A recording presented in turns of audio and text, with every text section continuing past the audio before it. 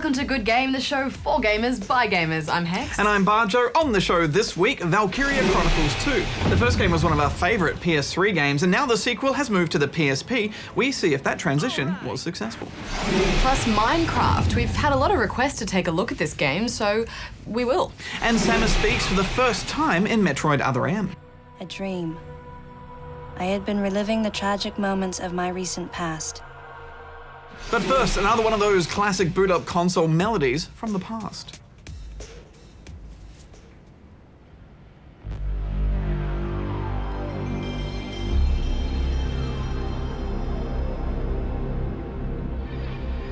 There's more. There's more one. Heaps. Oh. There it goes. It's like a pause, isn't it? Yeah. Continues. Oh, time for the news That's now. nice. Okay. You should read it. I will. Take a chair with me.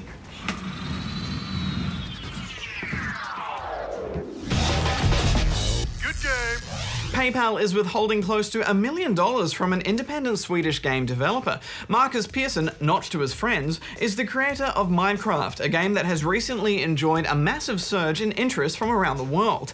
Notch earned so much money so quickly that PayPal flagged his account as suspicious and is reserving the right to keep the money if Notch can't prove his business is legitimate. This blow has come at a particularly difficult time for Notch. He's about to found his own cutting-edge development studio in Stockholm. Stay tuned for more about Minecraft later in the show. An American gamer has recently had his Xbox Live account suspended because Microsoft employees refuse to believe his hometown exists. Josh Moore is a resident of the sleepy West Virginian town of Fort Gay. His trouble began when he entered this inconvenient truth into the hometown field in his account info. After having his Xbox Live account banned, Moore pleaded with the Microsoft customer service rep to no avail. Fort Gay Mayor David Thompson even tried to intervene on his behalf. Eventually, Microsoft saw reason and Moore got his Xbox Live access back. But has the threat been dealt with once and for all? We'll let you know if similar reports emerge from Mount Buggery or Tittybong in Victoria, Centre Knob in WA, or Cockwash, which is located in South Australia. Apparently.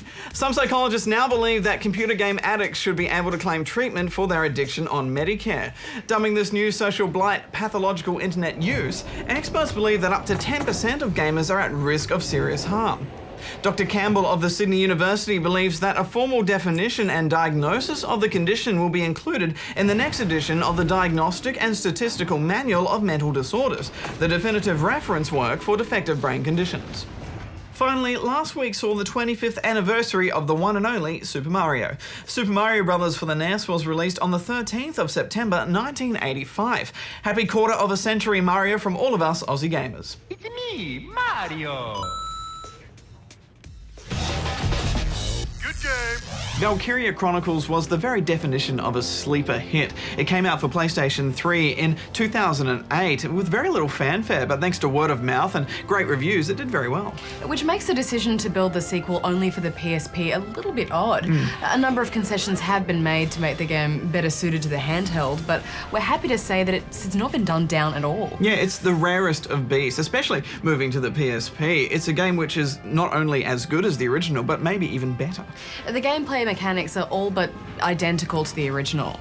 Players alternating between issuing commands from a top-down tactical perspective and moving about and shooting in third person. Players start each round with a set number of command points. Each point enables you to activate one troop on the map and give them commands. Once a unit has been chosen, the perspective moves to third person, with the player moving and shooting in a mixture of turn-based and real-time combat. Each unit has a set amount of action points, and the more points you have, the more actions you can perform. Moving, taking cover, using items and shooting all take points, so knowing how to ration them is key to victory. The maps are smaller and there's no surprise there, but now you're only allowed 6 units on the field at any given time. But rather than making the game feel smaller or less ambitious than the first, the smaller scale actually makes it feel, I guess, more immediate and more intimate. The battles may be smaller, but I found myself caring more about the outcomes and getting everyone out unscathed than I did in the first game. Not here! There are a number of new additions to the game that make it very different from its predecessor.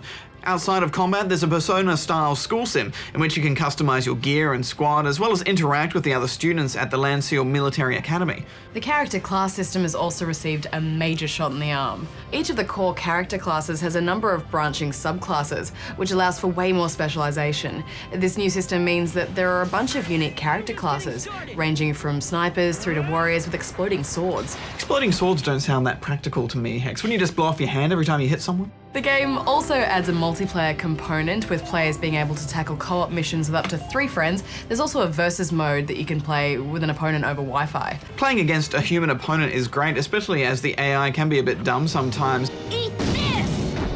I just wish this was in the first game. You know, it can be quite hard getting a versus match over Wi-Fi on the PSP. The core gameplay is excellent, but the game isn't without flaws, and chief amongst them is the dialogue. It's inane, even for a JRPG. What? Yeah, you're right about that. It's dire. The protagonist, Avon, can't even drum up any sort of coherent emotion when he's told his brother died under mysterious circumstances. What? The script is just a little bit too goofy for the subject matter. I mean, after the gravitas of the first game, the school losers fight off an invading army plot just comes across as a kind of anime remake of Red Dawn. The dialogue and story may be pretty dumb, but the soundtrack and visual design are just excellent. The sequel is lacking the beautiful painterly look of the first game, but it's still no slouch. The models and backgrounds are consistently great. It's definitely one of the better looking games on the system, and I guess I'm nitpicking here, but I would have liked a bit more animation in the cutscenes.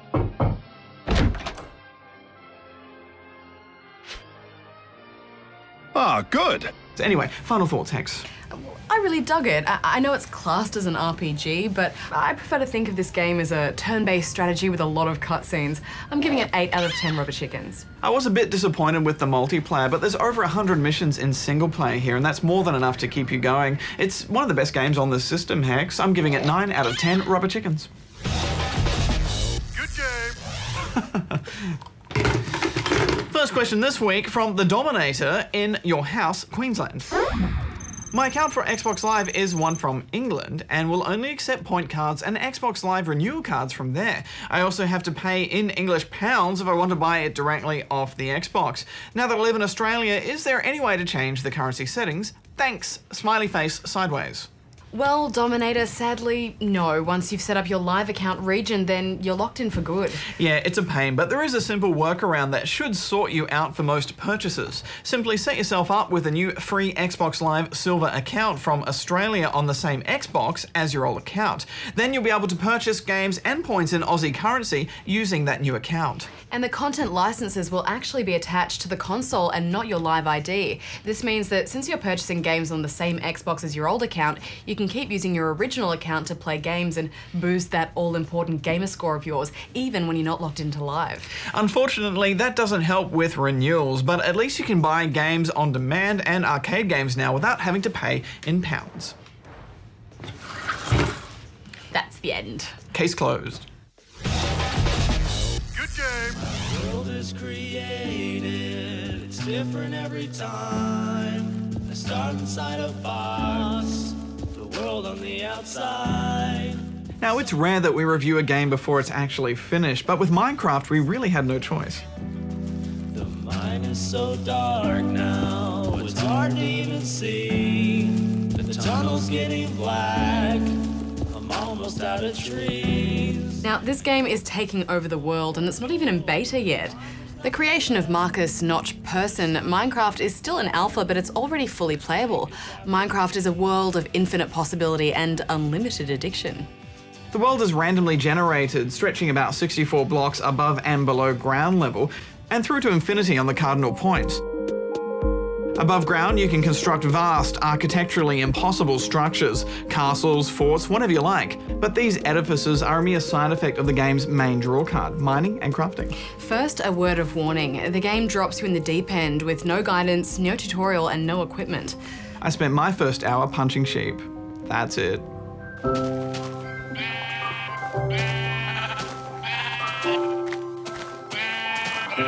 YouTube and the Minecraft wiki will be essential ports of call in your early adventures, especially as you try to survive your first night.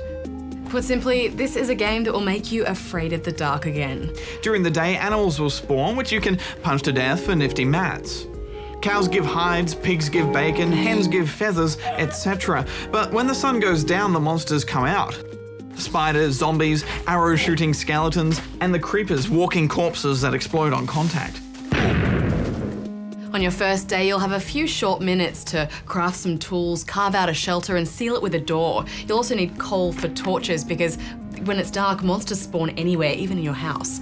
This game has been giving me some weird dreams. Yeah, it certainly bores into your brain, which is apt because the fun really starts when you start boring into the earth.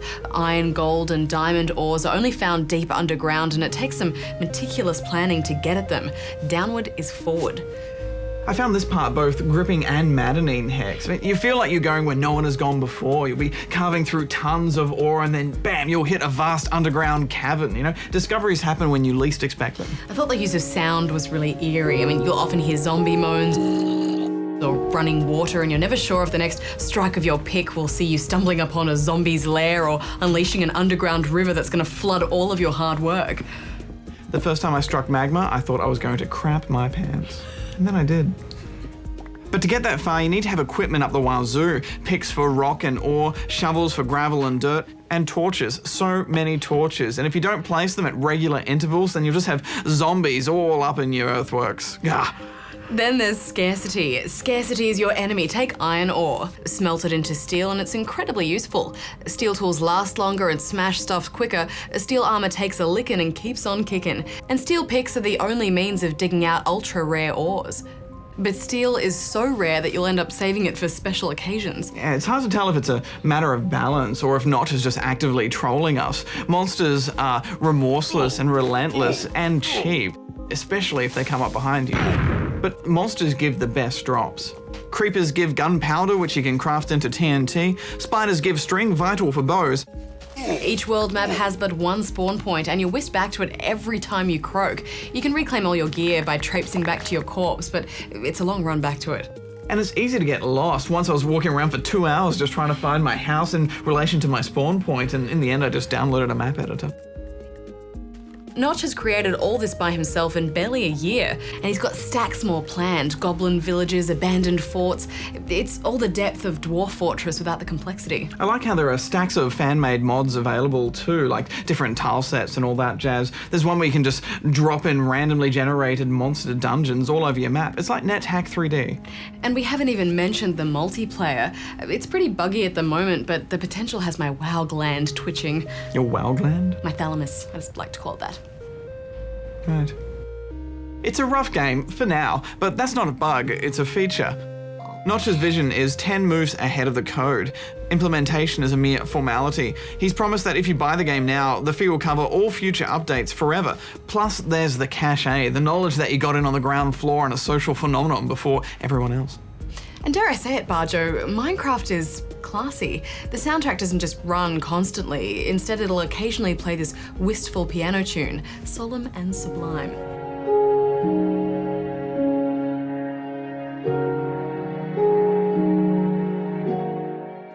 But I feel like something is missing, Hex. I love sandbox games, but this has no story or structure to it, and I felt it needed one. I think in a few years this could be truly awesome, but right now I feel like I'm playing with a bucket and a spade on a beach. So I'm giving it 10 out of 10 for imagination, but for actual fun, I'm giving it 7.5 out of 10 rubber chickens. Sure, there's no achievements to rack up, but I'd argue that there's still a story. It's your own personal journey of discovery, whether it's digging down into the world's adminium core or crafting your first pair of leather pants. I do like pants. You're always learning, you're always shaping the world in your image. Minecraft just has that certain something. It may not be a wow killer, but it's certainly a time killer, and that's good enough for me. I'm giving it 9 out of 10 rubber chickens.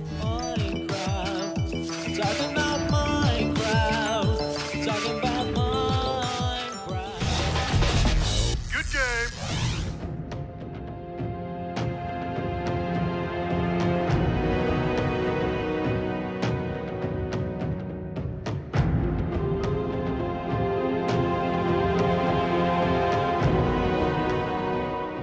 From the very beginning, we knew that we wanted Reach to be the biggest, most ambitious Halo title that we've shipped yet, to live up to the the legacy of the franchise.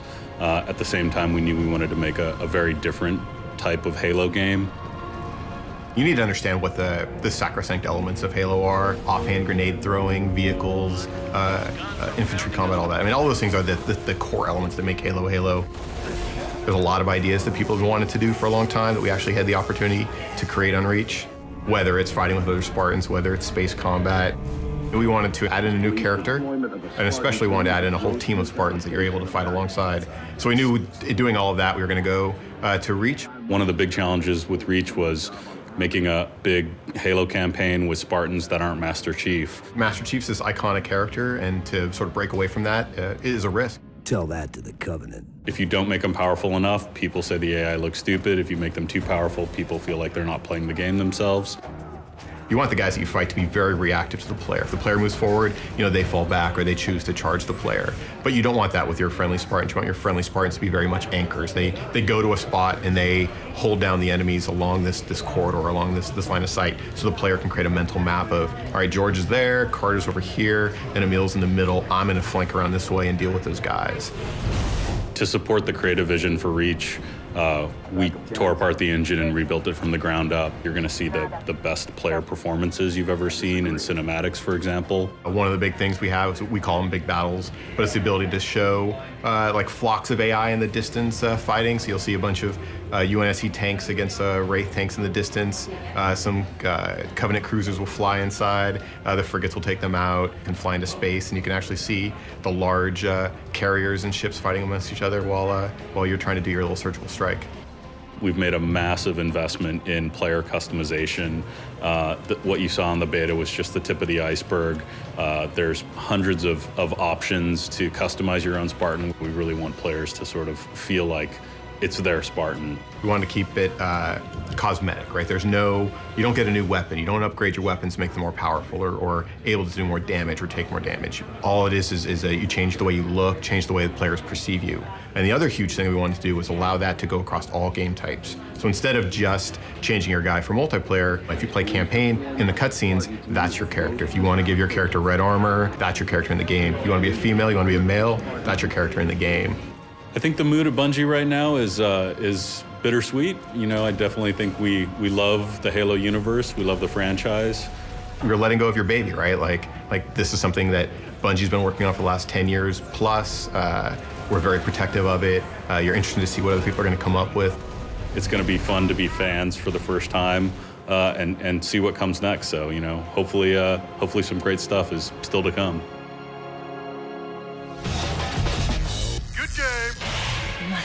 Time to go.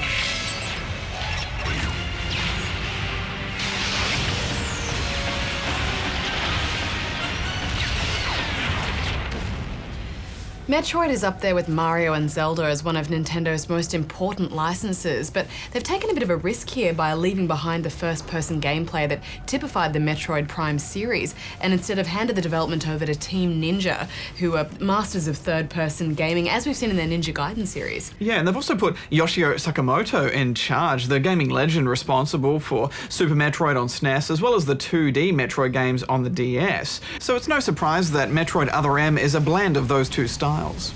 It's third-person beam blasting merged with a 2.5D puzzle platformer, and with a bit of first-person visor view chucked in to please the fans of the Prime games. This could have been a big fat disaster, especially when you take into account the push for more backstory on Samus Aran, the brave blonde in the powered armor suit. I'm Samus Aran. What's your name? The normally silent, stoic heroine opens up her innermost thoughts to the player in Other M in a series of flashbacks that cover her early career in the Galactic Federation military. Yes, there was a time when I was enrolled in the Galactic Federation Army. And then I was young and inexperienced. As the result of a certain incident, I left Adam's command and set out on my path as a solitary bounty hunter. Badge, I'm not sure I wanted Samus to open her mouth and spoil all that mystery. Yeah, let's be frank, this is the weakest part of the game. Whoever voiced Samus sounds like she's going through her tax return. The word he so obviously chose, outsider, pierced my heart. It's kind of like when George Lucas messed with Boba Fett. You know, some things are just better left to our imagination. It turns out Samus has a total personality bypass. What? That's not possible. The Metroids were terminated along with Zebes. The various story scenes in this game have that familiar, over-the-top, melodramatic feel to them, which you find in a lot of anime, and it works for some, but it just didn't wash with me. I just wanted Samus to get back into morphing into a ball. Less talk, more ball.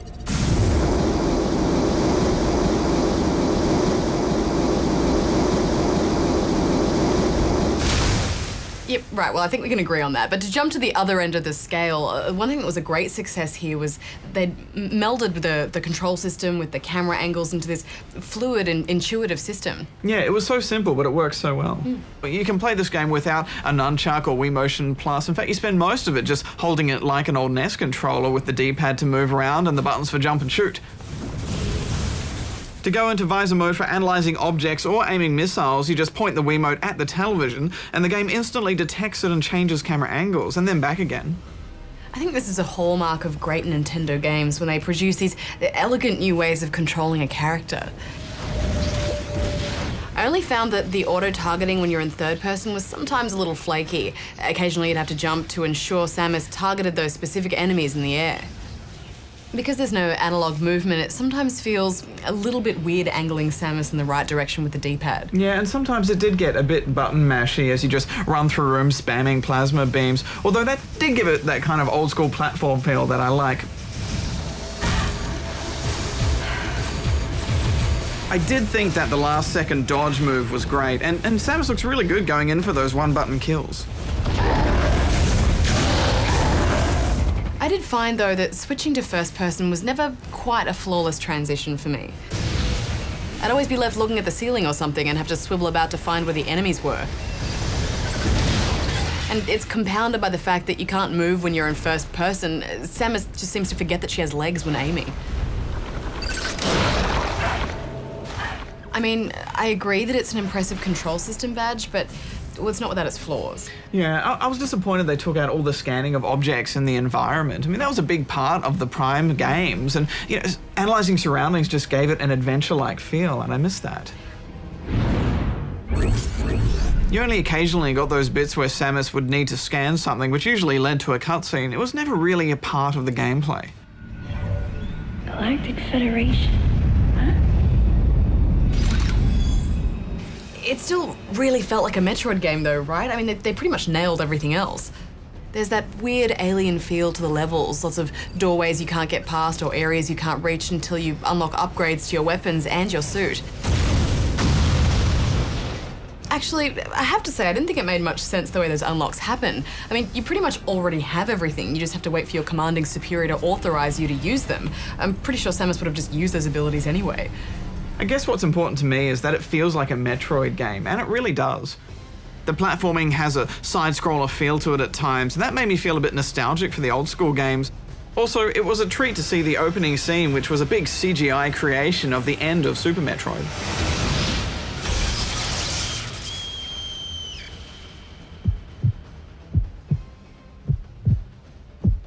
Ah, you're totally retroing out on me now. I'm allowed to. All right, here's a gripe then. I think the level design, even though for the most part it's very good, it doesn't quite hit the same heights as other Metroid games. It takes way too long to go back and start unlocking areas with your abilities.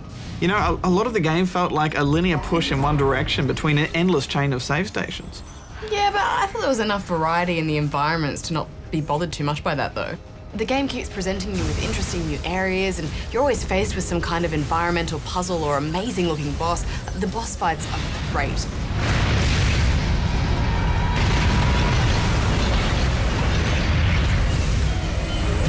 Yeah, I guess I was just a little annoyed that I was restricted from backtracking when I just wanted to go off exploring. You don't get total freedom over the space station until you complete the main story thread. Didn't it bother you that there were occasionally little invisible walls stopping you from going to places that you wanted to go to? Yeah. Yeah, it just felt a bit sloppy to me. The combat within those spaces, though, has some really tough sections. Yeah, there were some tricky bits. Switching between views in intense battle makes combat way more difficult, although it's kind of like an inadvertent handicap. I like the variety in enemies, and quite often you'd have to think about different tactics to get through an area. I like that too. Final thoughts, Hex? I really enjoyed the atmosphere of it, hammy cutscenes aside, and was hooked enough to keep making progress. Maybe it didn't quite live up to your Metroid standards badge, but at the end of the day, it was a compelling playthrough, and I had a lot of fun with it, so I'm gonna give it 8 out of 10 rubber chickens. You suspect correctly, Hex. Well, initially I thought this was really awesome and it was great to have a new Metroid game, but soon that was overwhelmed by this nagging feeling of dissatisfaction, and it's still worthy of the Metroid name, but it's a 7 out of 10 from me.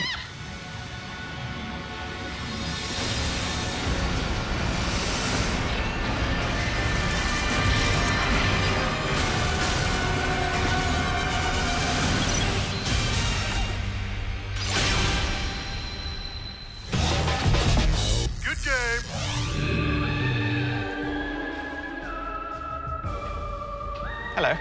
Oh, hi. Hi. I brought Brian. Let's go to the studio. Bad dental hygiene. Oh, let's get his hand. Brian.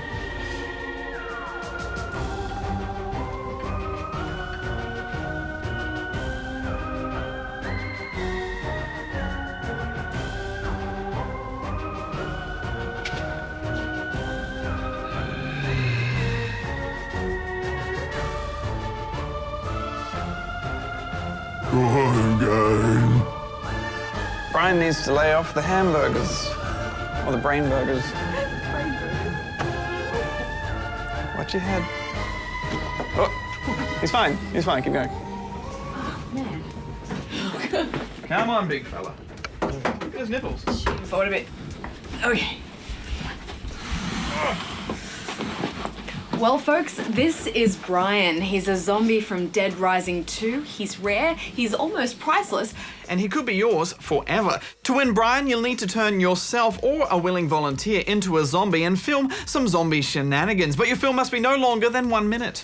As well as any appropriate verbalizations, your zombie must also mutter the immortal words, "Good game." We've created a YouTube channel especially for your film, so if you don't have an account, you'll need to create one and upload your film as a video response to our competition channel. But to make your film count in the competition, you also need to head over to our homepage and fill out and email a competition entry form. You also need to provide us with a link to your video and tell us how we can contact you. Terms and conditions are up on the website as well, and there's also some FAQs. The best zombie films will make it on the show, and the very best will win Brian permanently. Good luck, everyone. Next week on the show, we'll be reviewing Dead Rising 2 and Civilization 5. As well as the latest Guitar Hero, Warriors of Rock, and Halo Reach. Until then, gamers, Barjo out. Hex out. Oh, and that startup melody we played at the beginning of the show. It dates back to 1994 and was, of course, the soothing startup melody of the very first PlayStation. I bought a PlayStation for $1 the other day. Did you? Does it work? No. I open up the door in the crib.